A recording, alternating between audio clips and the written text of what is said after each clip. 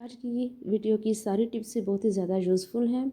आपसे रिक्वेस्ट है कि प्लीज़ वीडियो को फुल वॉच कीजिएगा। बिस्मिल्लाहिर्रहमानिर्रहीम जी। तो इस तरह की नेल बॉटल जो होती हैं इनको वॉश करना बहुत ज़्यादा मुश्किल हो जाता है। अक्सर क्या होता है कि हम इसको अवॉइड करते हैं क्योंकि ये अंदर से वॉश करना बहुत ज़्यादा डिफ़िकल्ट लगता है। तो आज मैं आपके लिए बहुत ही आसान सी टिप लेकर आई हूँ। इस तरह हमने ले लेना है स्पोंज ले लेना है और दो हमने ले लेनी है जी बैम्बू स्टिक बिग साइज़ की। इसके ऊपर हमने रबड़ रबड़ बैंड लगा लेना है बहुत ही टाइटली, ताकि ये खुले नहीं। और जब अच्छी तरह से इसको आपने से मज़बूती से रबड़ बैंड लगा लेने हैं तो थोड़ा सा आप जो भी डिश वॉश लिक्विड यूज़ करते हैं वो इसमें ऐड कर दें और अच्छी तरह से थोड़ा सा पानी डाल के तो आपने इसको क्लीन कर लेना है। बिल्कुल भी मुश्किल नहीं है। और बैम्बू स्टिक की लंबाई आप देख सकते हैं कि ये बॉटल से ज़्यादा है। अगर आपकी बॉटल छोटी है तो आप छोटी स्टिक भी यूज़ कर सकते हैं, लेकिन मेरे पास ये बड़े साइज़ की बॉटल है तो इसलिए मैंने ये स्टिक्स भी बड़े साइज़ की ही यूज़ की हैं। अच्छी तरह से इसको मैंने अंदर बाहर से साफ़ सुथरा कर लिया। 2 से 3 बार इसको मैंने पानी डाल के वॉश किया। और जब ये अच्छी तरह से वॉश हो जाए तो आप इसको उल्टा करके रखें ताकि सारा पानी जो है वो ड्रेन हो जाए और इसमें स्मेल पैदा ना हो। नेक्स्ट टिप जो है ये न्यू बॉर्न बेबी के कपड़ों की है, जो कि 3 से 4 माह के लिए आप कह सकते हैं उनके ये इनर जो हम पहनाते हैं। तो इसका आज मैं एक आइडिया आपके साथ शेयर करूंगी, क्योंकि ये मेरे नवासों को तो छोटे हो चुके थे तो मैंने काफ़ी अरसे से ये संभाल के रखे हुए थे ताकि आपके साथ कोई इसकी टिप शेयर कर सकूं। नीचे जो लेग वाली साइड है, बटन वाली साइड है, इसको हमने कट कर देना है। 3 पीस हैं इनर के, तो इसके इन तीनों के मैंने ये जो बटन है इनको मैंने रिमूव कर देना है। ये मेरे किसी काम के नहीं। और जब हमने इसकी अच्छी तरह से कटिंग कर ली तो अब मैं बताती हूँ आपको कि आगे आपने क्या करना है। इसकी मैंने कटिंग इसलिए की है ताकि अब ये एक बनियान के तौर पर आप इसको यूज़ कर सकते हैं। ये सबसे पहला टिप इसकी तरीका ये है कि आप इस तरह से नीचे से कपड़ा फोल्ड करें और ये चेपी होती है 0 साइज़ की, ये ले लें।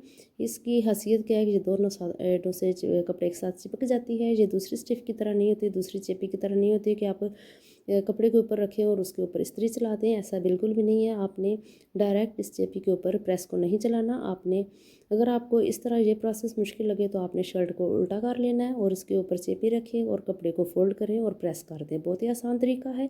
ना तो आपको सिलाई लगानी पड़ेगी, ना ही इसको फोल्ड करना पड़ेगा और ना ही आपको झंझट करना पड़ेगा कि आप मशीन के आगे बैठें और इसकी सिलाई लगाएं। सिर्फ एक चेपी की हेल्प से कैसे आप इसका घेरा बना सकते हैं जिस तरह के रेडीमेड कपड़ों में होता है। आपने बस उसके ऊपर रखना है और कपड़ा इसके ऊपर रख कर तो आपने प्रेस कर देना है। बहुत ही ज़्यादा नीटनेस से ये काम हो जाएगा। देखने में बिल्कुल ऐसा लगेगा जैसे आप अभी बाज़ार से खरीद कर लाए हैं। और ये टिप मैं क्यों आपके साथ शेयर कर रही हूँ, इसलिए कि जब बच्चे ये इनर यूज़ करते हैं तो आपको पता है कि जैसे जैसे बच्चे बड़े हो जाते हैं तो ये एकदम से छोटे हो जाते हैं और फिर इनको पहनाना बहुत ज़्यादा मुश्किल हो जाता है। बार बार इनके बटन खुल जाते हैं। और ये देख सकते हैं चेपी जो इतनी मज़बूत है कि मेरे खोलने के इससे भी ये नहीं खुल रही। इस तरह मेरी एक ये शर्ट रेडी हो चुकी है। आप इस शर्ट को एज आ बनियान बच्चों को यूज़ करवा सकते हैं सर्दियों में स्पेशली, क्योंकि जिस तरह आजकल बहुत ज़्यादा ठंड हो रही है, धुंध पड़ रही है, धूप बिल्कुल भी नहीं निकल रही और सर्दियों में बच्चों के कपड़े जितने ज़्यादा हों वो उतने ही कम होते हैं। तो आज की टिप आपको कैसी लगी कमेंट्स में आकर ज़रूर बताइएगा। अगर आप इस दौरान मेरे चैनल पर आ ही गए हैं और चैनल पर नए भी हैं तो प्लीज़ चैनल को सब्सक्राइब कर दें, वीडियो को लाइक कर दें और अपने प्यारों में शेयर भी कर दें। बटन मैं उतार कर सेव कर लूँगी, ये मैं किसी और पर्पज़ के लिए यूज़ कर लूँगी, कोई भी चीज़ वेस्ट नहीं करूँगी। नेक्स्ट टिप जी इस तरह की जैकेट्स को लेकर है। इसके ऊपर जो मैजिक लगे होते हैं वो थोड़े ही अरसे के बाद ख़राब होना शुरू हो जाते हैं, मैजिक बंद नहीं होते। तो आज मैं आपको बताऊँगी कैसे आप इस मैजिक को साफ़ कर सकते हैं। ये देख सकते हैं वॉशिंग के दौरान बहुत ज़्यादा धागे इसके अंदर लग जाते हैं और बिल्कुल भी हमारा ध्यान इस तरफ नहीं जाता कि ये मैजिक बंद क्यों नहीं हो रहे। तो सबसे पहले आपने कोई भी इस तरह का कटर ले लें जो कि स्टिच कटर होता है, कोई सेफ्टी पिन ले लें, बक्सुआ ले लें और आप उसकी नोक से इस तरह सारे धागे जितना भी कचरा इसमें फंसा हुआ है इसको निकाल लें। मेरे इस जैकेट के सारे जो मैजिक हैं वो चेंज करने वाले हैं, मैं चेंज करने ही लगी थी तो मुझे जब ये नज़र आया तो सोचा कि चलिए आपके साथ ये टिप शेयर कर देती हूँ कि आप अगर आपकी जैकेट्स नहीं है और मैजिक उसके इस तरह से बिल्कुल फुल हो चुके हैं कचरा लग लग के, तो आप किस तरह इसकी सफाई कर सकते हैं। कचरा लगने की वजह से मैजिक जो है वो बिल्कुल अच्छे से वर्क नहीं करता और जो मर्द हजरात हैं वो बार बार इस तरह इरिटेट होते हैं कि मैजिक बंद क्यों नहीं हो रहे। थोड़े थोड़े अरसे के बाद आप इस तरह इस मैजिक की क्लीनिंग करते रहेंगे तो यकीन जाने कि आपकी जैकेट्स जितनी भी होंगी घर में उनमें बिल्कुल भी इस तरह से गंद नहीं फंसेगा, और ना ही आपके हस्बैंड लोग जो बच्चे लोग हैं जो वो आपको नाराज़ होंगे।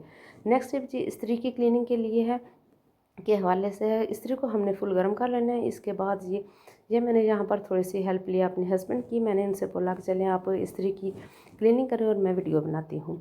अच्छी तरह से अब इस्त्री गर्म हो जाए तो पानी लगाना है। मैं ऐसे ही इसको साफ़ करती हूँ, और 0 नंबर का जो सैंड पेपर होता है, रेगमार होता है, वो मैं यूज़ कर रही हूँ। इससे क्लीनिंग बहुत अच्छी होती है। कई बार ऐसा होता है कि हमारे कपड़े जो हैं वो जल जाते हैं, इस्त्री के साथ चिपक जाते हैं, तो फिर जब हम दूसरा कपड़ा प्रेस करते हैं वो ही कचरा जो होता है वो कपड़े के साथ लगता है, इस्त्री के साथ लगता है और ख़राब हो जाता है।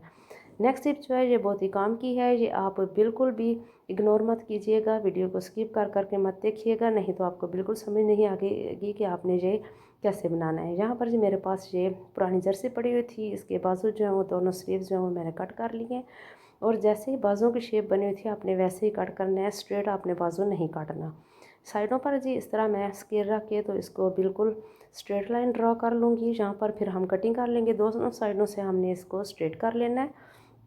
और ऊपर जो बाजू की शेप बनी हुई है गोल वाली, वो बिल्कुल भी आपने कट नहीं करनी है। इस शेप को हमने कफ वाली साइड पे फोल्ड करके तो इसी तरह कफ वाली साइड पे भी गोलाई में कटिंग करनी है। पहले हम साइडों से ये इस तरह जितना भी हमने निशान लगाया था उसके मुताबिक रखकर इसकी कटिंग कर लेंगे। अब ऊपर वाला पार्ट जो हमने गोलाई में रखा है उसको नीचे फोल्ड करेंगे कफ वाली साइड पे, और यहाँ पर भी इसकी कटिंग कर लेंगे। दूसरे बाजू को भी मैं ऐसे ही तैयार कर लूँगी। और इसके बाद हम 1.5 इंच के करीब हमने यहाँ पर रख कर इसके निशान लगाना है दोनों साइडों पे, और कोन शेप में हमने इसकी कटिंग कर लेनी है। और जब ये बनकर रेडी होगी तो आप यकीन जानिए आपको इतना मज़ा आएगा, आपको इतना अच्छा लगेगा कि आपने घर में ये इतनी अच्छी चीज़ तैयार कर ली। कोन शेप में जो हमने कटिंग की थी उसको उल्टी साइड पे हमने सुई धागे से टांके लगा लेने हैं, स्टिच कर लेना है। अगर आप चाहें तो मशीन का भी इस्तेमाल कर सकते हैं, लेकिन चूँकि मैंने वीडियो बनानी थी और आपको दिखाना भी था तो इसलिए मैं बार बार मशीन के आगे नहीं जा सकती थी। और वैसे भी बिजली आज बहुत ज़्यादा तंग कर रही थी, और जहाँ मैं बैठकर काम करती हूँ स्टिचिंग का वहाँ लाइट जो है वो फिर कम हो जाती है, तो इसलिए मैंने सोचा कि चलिए आपके साथ इस तरह सुई धागे से ही काम चला के आपको दिखाती हूँ। इसी तरह जी दूसरी साइड से मैंने इसको स्टिच कर लिया है, और दूसरा बाजू भी इसी तरह स्टिच कर लिया है। अब एक पीस हम सीधा रखेंगे नीचे, और दूसरा हम जो हमने टांके लगाए वो वाला साइड हमने आप अपनी तरफ रखनी हो, और अब इसकी सारी गुलाई में हमने स्टिचिंग कर लेनी है। यहाँ पर हमने टांका मजबूत कर लेना है, और फिर सारी गुलाई में इसको टांके लगाएंगे। और एक बात नोट रखिएगा कि आपने बिल्कुल भी धागा खींच कर यानी कि सह टांके नहीं लगाने, बिल्कुल लूज से टांके लगाने, और टांके छोटे छोटे लेने हैं।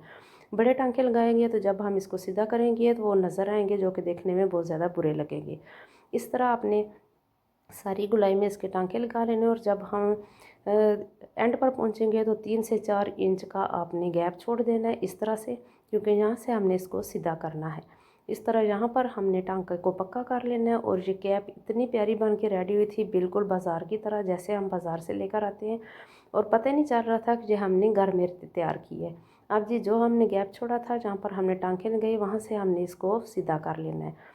और ये जो 3-4 इंच का हमने गैप छोड़ा है, जहाँ पर हमने अंदर वाला जो स्टफ है वहाँ पर हमने टांके लगाने, इसको कहते हैं गुम सिलाई, जो कि हम जब धागा हम खींचेंगे तो बिल्कुल भी सिलाई नज़र नहीं आएगी, पता ही नहीं चलेगा कि हमने कहाँ इसको शुरू किया और कहाँ पे ख़त्म किया। गुम सिलाई का यही फ़ायदा होता है कि वो नज़र नहीं आती और हमारा काम भी हो जाता है। टांका हमने जहाँ पर पक्का कर लिया, काट देंगे यहाँ से, और अब हमने इसको दरमियान से पकड़ना है इस कैप को, और हाफ हिस्सा जो है इसके अंदर फोल्ड कर देना है।